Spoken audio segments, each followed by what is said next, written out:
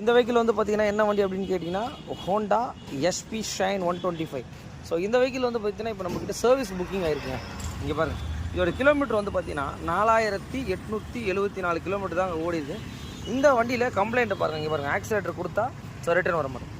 இங்கே பாருங்கள், so Honda சீரீஸில் வண்டி வாங்கும் போது இது ஒரு கம்ப்ளைண்ட் இருக்குது. ஏன்னா டபுள் கேபிள் கொடுக்குறாங்க. ஸோ இதை மட்டும் வந்து அடிக்கடி ப்ராப்ளம் இருக்குது.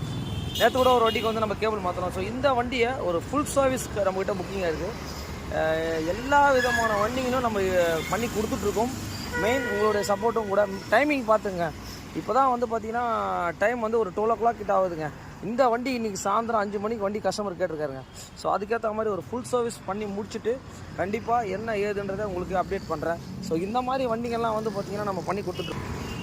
மெயின் நம்மளோட சேனல் வந்து பார்த்திங்கன்னா இப்போ நல்லாவே கொஞ்சம் ரீச் ஆகிருக்கு. மெயின் உங்களோட சப்போர்ட்டு கூட. Thanks to all my subscribers. So இந்த கஸ்டமர் சொன்ன கம்ப்ளைண்ட் வந்து பார்த்திங்கன்னா இந்த டேங்க் கவர் சரியில்லை அப்படின்ற மாதிரி சொன்னார். ஸோ இந்த டேங்க் கவரையும் மாற்றி முடிச்சுட்டு என்ன ஏதுன்றதை கண்டிப்பாக இந்த வண்டியை உங்களுக்கு அப்டேட் பண்ணுறேன். வெஹிக்கிள் வந்து பார்த்திங்கன்னா வாஷிங் ஒர்க்கு ஃபினிஷ் பண்ணிட்டோம். பார்த்தீங்கனாலே தெரியும் ஆஃப்டர் வாஷ் எப்படி இருக்குதுன்னு பார்த்துங்க வண்டி. ஸோ இந்த வண்டிக்கு ஷைன் எஸ்பிக்கு ஏற்ற மாதிரியே பாருங்கள், இது வந்து மொபைல் பவுச் வைக்கிற மாதிரியே வந்து பார்த்திங்கன்னா இந்த டிசைன்ஸ் ஸோ பார்த்தீங்கன்னா தெரியும். இந்த கலருக்கு ஏற்ற மாதிரி நம்ம டிசைன் பண்ணி கஸ்டமர் வந்து இந்த மாதிரி தான் கேட்டார்.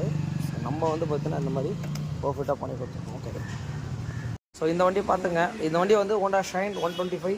ஸோ ஒரு ஃபுல் சர்வீஸ் பண்ணி முடிச்சிட்டோம். ஸோ கேபிளில் ப்ராப்ளம் சொன்னார். இங்கே பாருங்கள், ஸோ இப்போ என்னென்னா இந்த 2 கேபிளுமே மாற்றிட்டோம். இங்கே பாருங்கள், இந்த மாதிரி தான் இருக்கணும் ஆக்சிலேட்ரு.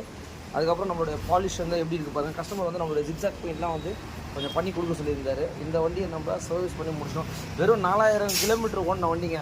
இந்த ஷைனில் வந்து பார்த்திங்கன்னா ப்ராப்ளம் பாருங்கள், 4000 கிலோமீட்டர்லேயே சென்டர் ஸ்டாண்டு போயிட்டுருக்கு. இங்கே பாருங்கள், ஸோ ஷைனில் 125ல் இந்த மாதிரி கம்ப்ளைண்ட்லாம் வந்துட்டுருக்கு.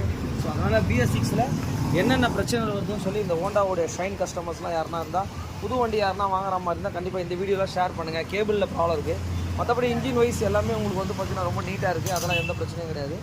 பட்டு இதுதான் வந்து ரொம்ப ஒரு மெயின் விஷயமா இருக்குது. என்ன சார் வண்டி வாங்கி இவ்வளோ நாள் கூட அவ்வளோ இவ்வளோ ப்ராப்ளம் வருது அப்படின்ற மாதிரி சொன்னார்.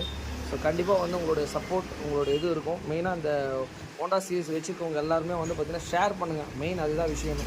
ஓகே.